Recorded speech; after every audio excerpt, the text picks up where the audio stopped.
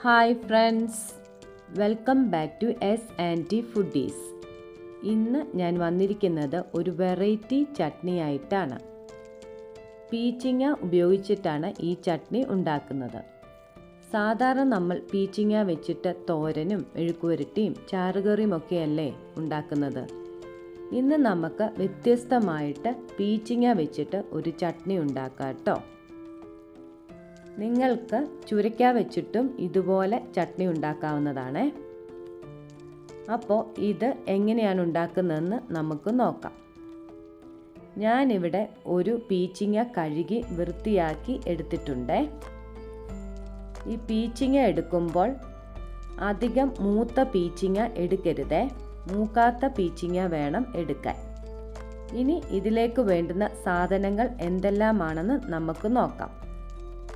10 കൊച്ചുള്ളി, അര സവോള അരിഞ്ഞത്, സവോളയ്ക്ക് പകരം കൊച്ചുള്ളി കൂട്ടിയെടുത്താലും മതി കേട്ടോ. ഇഞ്ചി ഒരു ചെറിയ കഷ്ണം, പച്ചമുളക് 3-4 എണ്ണം, നിങ്ങളുടെ എരിവിനനുസരിച്ച് പച്ചമുളക് എടുക്കുക കേട്ടോ. വെളുത്തുള്ളി 3 എണ്ണം, പുളി ഒരു ചെറിയ കഷ്ണം, മല്ലിയില കുറച്ച്. ഇനി ഇത് താളിക്കാൻ 1/4 ടീസ്പൂൺ കടുക്, 3 ചെറിയ ഉള്ളി, കറുവേപ്പില, 2 വറ്റൽമുളക്. ഇനി നമുക്ക് പീച്ചിങ്ങയുടെ തൊലി കളയാട്ടോ.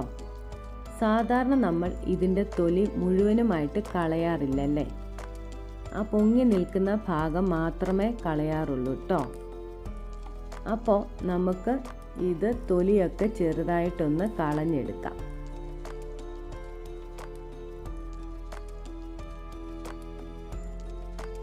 എന്നിട്ട് ഇത് 2ആയിട്ട് കട്ട് ചെയ്തെടുക്കണം.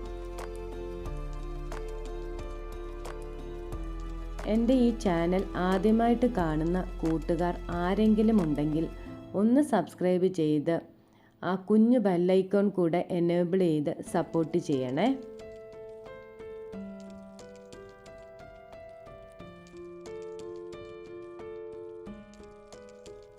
അങ്ങനെ എല്ലാം കട്ട് ചെയ്ത് എടുത്തു വെച്ചിട്ടുണ്ട്.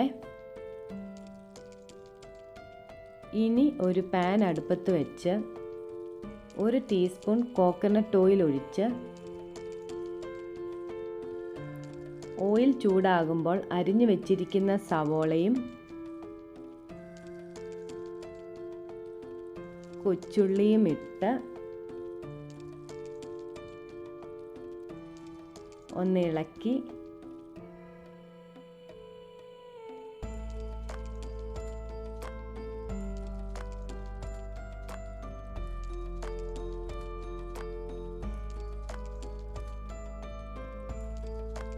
പച്ചമുളകും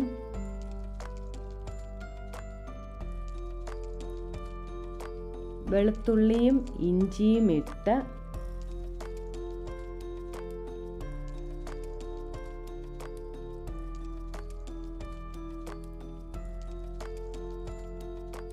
ഒന്ന് വഴറ്റി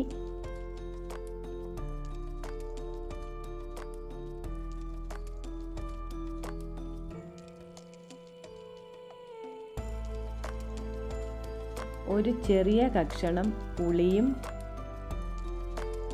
പുളിക്ക് പകരം ഒരു തക്കാളി ചേർത്താലും മതി കേട്ടോ. ഇനി മല്ലിയിലയും ഇട്ട്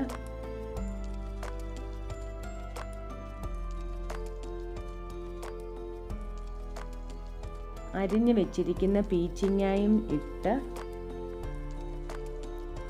വഴറ്റണം.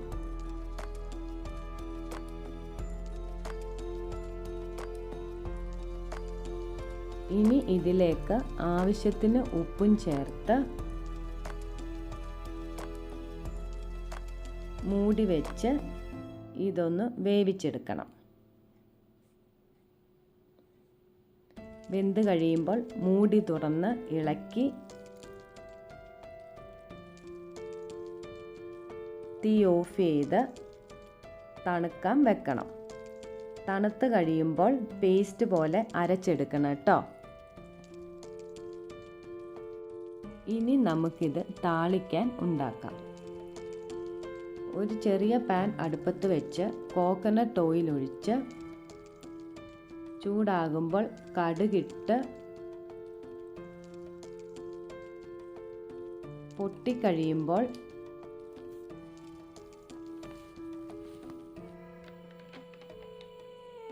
ചെറിയ ഉള്ളി അരിഞ്ഞതും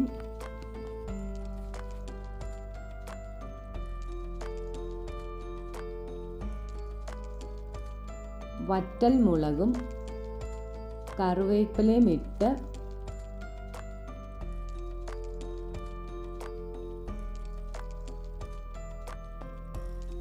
മൂപ്പിച്ച് എടുക്കണം. ഇനി ഈ കടുക് പൊട്ടിച്ചത് ഈ ചട്നിയിൽ ഒഴിച്ച് ഇളക്കി ഉപയോഗിക്കാവുന്നതാണ്. ഇത് ചോറിൻ്റെ കൂടെയും ദോശയുടെ കൂടെയും ഒക്കെ കഴിക്കാൻ നല്ല ടേസ്റ്റാണ് കേട്ടോ. ഇതിന് വ്യത്യസ്തമായ ഒരു രുചിയാണേ. എല്ലാവരും ഒരു പ്രാവശ്യമെങ്കിലും ഇതൊന്ന് ഉണ്ടാക്കി നോക്കണേ. ലൈക്ക് ചെയ്യാനും കമൻ്റ് ഇടാനും മറക്കരുതേ. അടുത്തൊരു നല്ല റെസിപ്പിയുമായിട്ട് വരുന്നവരേക്കും thank you for watching. By.